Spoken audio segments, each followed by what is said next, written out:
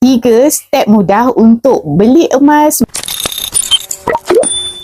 menggunakan aplikasi Public Gold. Boleh download app secara percuma dan save video ini supaya senang nak rujuk nanti. Okey, anda berjaya daftar akaun emas, kemudian boleh download apps Public Gold dan login. So mereka yang dah berjaya login akan nampak landing page macam ni. So atas ni adalah nama pemilik akaun emas ini. Kemudian atas ni adalah PG code. PG code ni macam nombor ahli lah. So PG code ni adalah username kekal. Maksudnya setiap orang ada username masing-masing. So macam mana nak tengok akaun Gap ni So untuk saya yang dah bermula kita boleh klik pada ikon mata ni. So boleh nampak lah berapa baki gram emas yang ada dalam akaun. So kita juga boleh klik pada arrow atas ni untuk kita tukar. Ini akaun emas dan bila kita klik ni dia akan jadi akaun perak. So dekat Public Gold ada emas dan perak untuk kita simpan. So saya tunjukkan macam mana nak beli. Kita klik pada top up.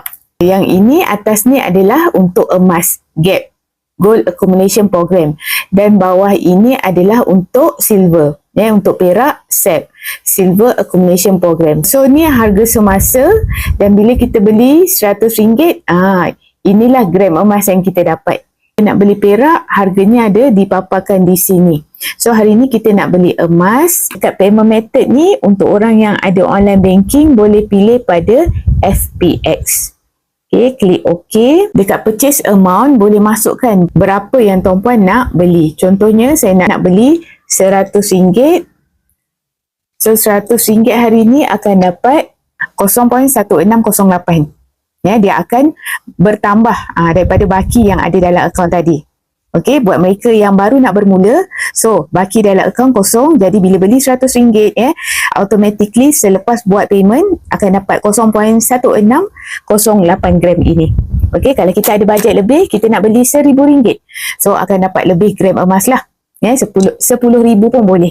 10,000 akan dapat 16.0772 gram. Lagi banyak amount yang kita letak, lagi banyak gram emas yang kita dapat. Klik pada I agree dan klik pada place order dan klik pada OK.